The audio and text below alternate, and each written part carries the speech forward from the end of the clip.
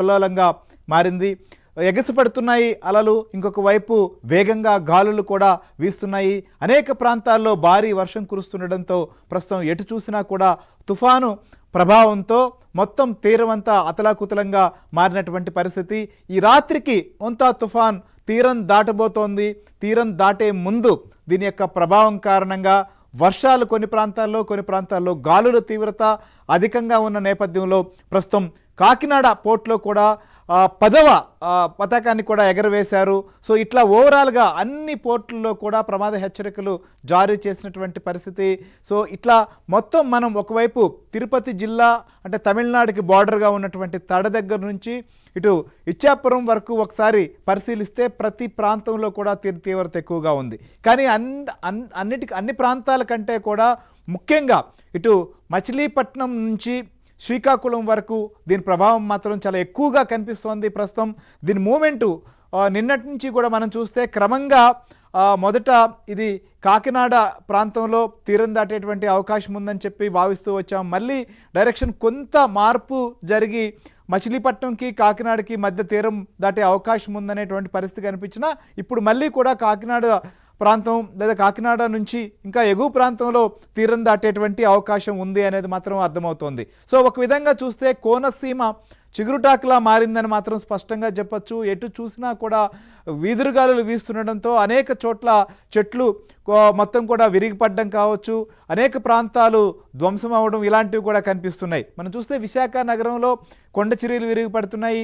కోస్టల్లో అంటే ముఖ్యంగా కోనసీమ ప్రాంతాల్లో మాత్రం అంటే ఈ గాలుల దాటికి చెట్లు విరిగిపడుతున్నటువంటి పరిస్థితి. ఇంకా తీరం దాటేటప్పుడు మరింత ఎక్కువ ఈ ప్రభావం కూడా ఉండే అవకాశం ఉంటుంది. మనం చూసాం ఆంధ్రప్రదేశ్లో అత్యధికంగా తుఫాన్లు ప్రభావితమయ్యేటువంటి ప్రాంతాల్లో మనం చూసినప్పుడు ఈ యొక్క దివిసీమ నుంచి కోనసీమ ప్రాంతం వరకు అత్యధికంగా ఉంటూ వస్తుంది. మనం ఒకసారి ఆంధ్రప్రదేశ్ చరిత్రలో ఇప్పటి వరకు రికార్డులు అయ్యున్న దాని ప్రకారం చూస్తే కూడా దాదాపుగా 1970 ఆ ప్రాంతం నుంచి ఒకసారి పరిశీలిస్తే 61 తుఫాన్లు తీరాన్ని తాకినటువంటి పరిస్థితి. అంటే వాటిలో చిన్న ఉన్నాయి, కొన్ని పెద్ద ఉన్నాయి, చాలా తీవ్రత చూపినటువంటి తుఫాన్లు కూడా ఉన్నాయి. మనం మొత్తం ఒకసారి చరిత్రలో చూస్తే అత్యధికంగా తీవ్రమైనటువంటి ఆస్తి ప్రాణ నష్టాన్ని సంభవించినటువంటి తుఫాను మాత్రం దివిసీమ ఉప్పెన 1977లో సంభవించింది. నవంబర్ 19న సంభవించినటువంటి ఈ దివిసీమ ఉప్పెనలో చాలా ఇళ్ళు కొట్టుకుపోవడమే కాదు, భారీగా ఆస్తి నష్టం, అంతకు మించి ప్రాణ నష్టం కూడా సంభవించింది. కానీ విని ఎరుగని రీతిలో ప్రాణ నష్టం సంభవించినటువంటి పరిస్థితి, ఆస్తి నష్టం సంభవించిన పరిస్థితి నెలకొంది. అప్పట్లో జలగం వెంగళరావు సీఎంగా ఉన్నటువంటి నేపథ్యంలో అనేక సహాయక కార్యక్రమాలు, అనేక రంగాల వారు కూడా ఆ ప్రాంతాలకు వచ్చి సహాయం చేసినటువంటి పరిస్థితి చరిత్ర. అప్పట్లోనే స్వర్గీయ ఎన్టీఆర్ కావచ్చు, ఏఎన్ఆర్ కావచ్చు, వీరందరూ జోలు పట్టి మొత్తం కూడా కలెక్ట్ చేసి ఆ పేద ప్రజలను ఆదుకునేందుకు ముందుకు రావాల్సినటువంటి పరిస్థితి మనం చూసాం. ఇలా చెప్పుకుంటూ పోతే దివిసీమ ఉప్పెన తర్వాత అనేక తుఫానుల ప్రభావానికి తీరం ప్రాంతం చాలా వరకు నష్టపోయినటువంటి పరిస్థితి. సో గతంతో పోల్చుకుంటే ఇప్పుడు కొంత మెరుగైనటువంటి పరిస్థితులు ఉన్నప్పటికీ కూడా మనం చూసాం 1990లో కూడా వచ్చినటువంటి అనేక తుఫాన్లు నష్టం కలిగించినటువంటి పరిస్థితి మనకు కనిపించింది. ముఖ్యంగా ఈ తిత్లీ తుఫాను కావచ్చు, లైలా కావచ్చు, నీలం, హుదుహుదు లాంటి తుఫాన్లు తీవ్రమైనటువంటి ప్రభావాన్ని చూసాయి. వేల కోట్ల రూపాయల ఆస్తి నష్టం కూడా సంభవించిన పరిస్థితి. సో ఇప్పుడు వస్తున్నటువంటి తుఫాన్ని చూసి కూడా ఇలా భయపడుతున్నటువంటి పరిస్థితి ఉన్నప్పటికీ ప్రభుత్వం మాత్రం ఎక్కడికక్కడ సహాయక చర్యలు చేపడుతూనే వస్తుంది. సో గతానికి ఇప్పటికి పోలిస్తే సాంకేతికత పెరిగింది, ప్రభుత్వం అలర్ట్ చేయడం అనేది కూడా మెరుగైంది, ప్రజల్లో కూడా కొంత చైతన్యం వచ్చింది. మౌలిక సదుపాయాల విషయంలో గతంలో కంటే కాస్త మెరుగైనటువంటి పరిస్థితి అని చెప్పచ్చు.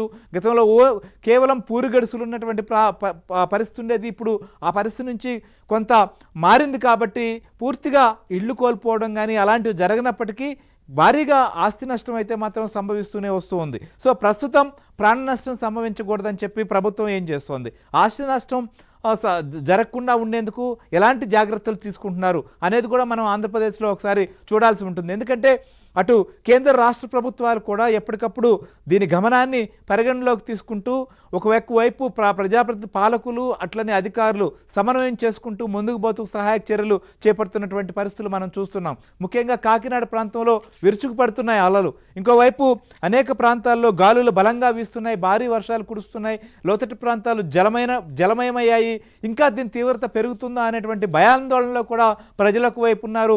అనేక సహాయ శిబిరాలు కూడా ఏర్పాటు చేశారు. కొన్ని ప్రాంతాలకు ప్రజలు వస్తున్నారు, కొన్ని ప్రాంతాలకు రానటువంటి పరిస్థితులు కూడా అక్కడక్కడ కనిపిస్తున్నాయి. అయితే ఇప్పుడు ఈ కోనసీమ ప్రాంతానికి ఎలాంటి ముప్పు పొంచి ఉంది, ఏ టైంలో ఇది తీరం దాటేటువంటి అవకాశం ఉంది, తీరం దాటేటప్పుడు ఎలాంటి పరిస్థితి ఉండబోతోంది, తీరం దాటిన తర్వాత ఎలాంటి ప్రభావం చూపబోతోంది అనేది కూడా మనం అనాలిసిస్ చేద్దాం. ప్రస్తుతం ముఖ్యమంత్రి చంద్రబాబు నాయుడు, అలానే డిప్యూటీ సీఎం పవన్ కళ్యాణ్, మంత్రి లోకేష్తో పాటుగా మిగిలినటువంటి శాఖల మంత్రులు కానీ అధికారులు కూడా ప్రస్తుతం సమావేశమయ్యారు. మరి కాసేపట్లో సీఎం కూడా మాట్లాడే పరిస్థితి.